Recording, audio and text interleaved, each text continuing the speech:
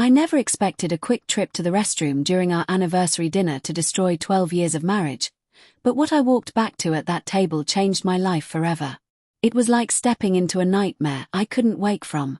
Let me tell you about myself first. I'm David, a 38-year-old architect working for a firm in the city. I met Karen back in our mid-20s at a mutual friend's housewarming party.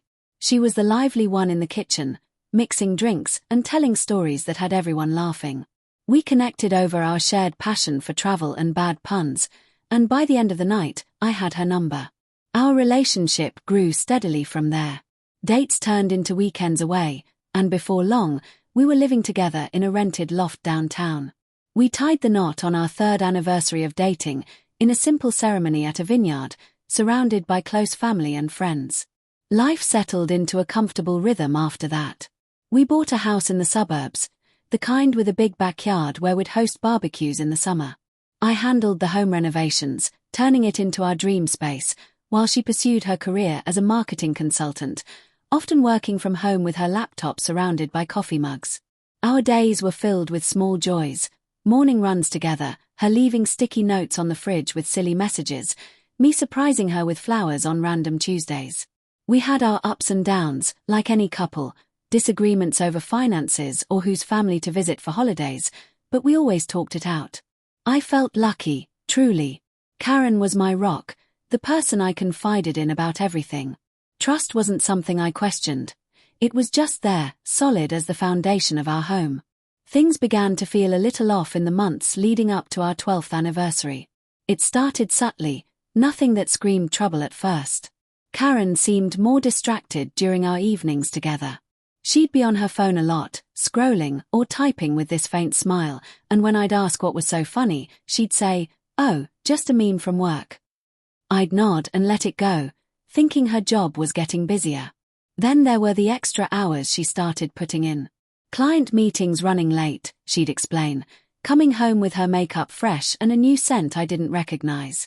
I remember one night, I suggested we watch a movie, and she hesitated before agreeing, her eyes flicking to her phone every few minutes.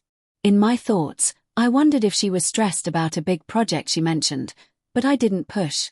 Another time, we were out shopping for groceries, and she got a call. She stepped away to take it, laughing softly into the receiver. "Who was that?" I asked casually later. "A colleague brainstorming ideas," she replied, changing the subject quickly.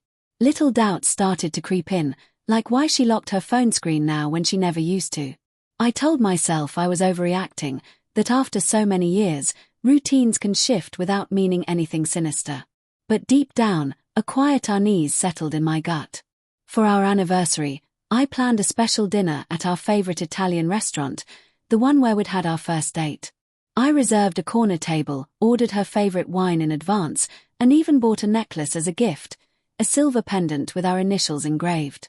We dressed up, her in that red dress that always turned heads, me in a suit I saved for occasions.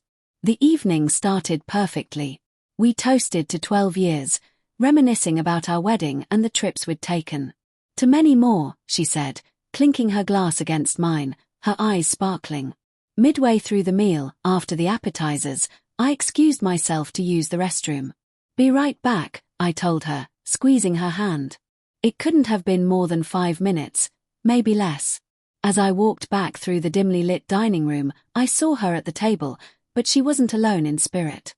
Her phone was in her hands, and she was leaning in close to it, whispering urgently. Then I heard it as I approached, "I miss you too, yeah, tonight after this."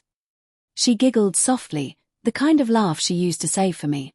I stopped a few feet away, my heart pounding in my ears. She hadn't noticed me yet. I stepped closer, and that's when I saw the screen over her shoulder, a video call, the face of a man I didn't know smiling back at her. "Can't wait to see you," he said, his voice tinny through the speaker.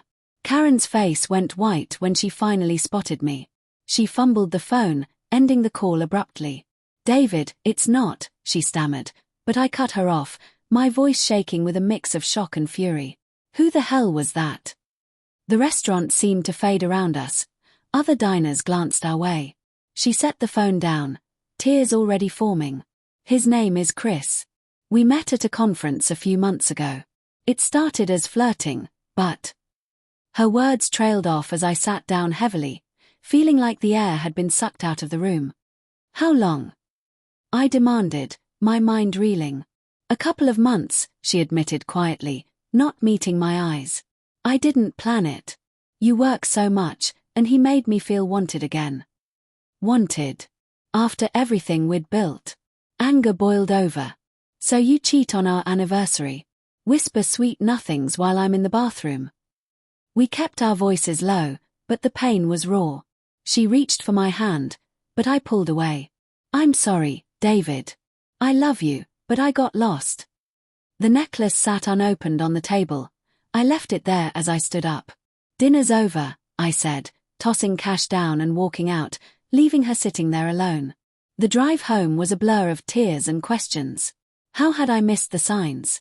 That night, she came back pleading, explaining it was an emotional affair turning physical. We talked until dawn, yelled, really, unearthing more lies, like those late meetings being dates with him. The betrayal cut deep, shattering the trust I'd held so dear. In the following weeks, I moved into the guest room, then to a hotel. Divorce papers followed. No revenge, just a necessary end. I sold the house, started therapy to unpack the grief and self-doubt. Friends supported me, but the loneliness hit hard, nights replaying that moment at the table. Karen tried to apologize in emails I ignored, eventually fading from my life. Rebuilding took time, but I found solace in new routines, solo travels, picking up old hobbies like painting. That 5-minute absence didn't just end dinner, it exposed a fracture too wide to mend. Sometimes the people we love most hide the deepest secrets. Pay attention, or one brief moment might cost you everything.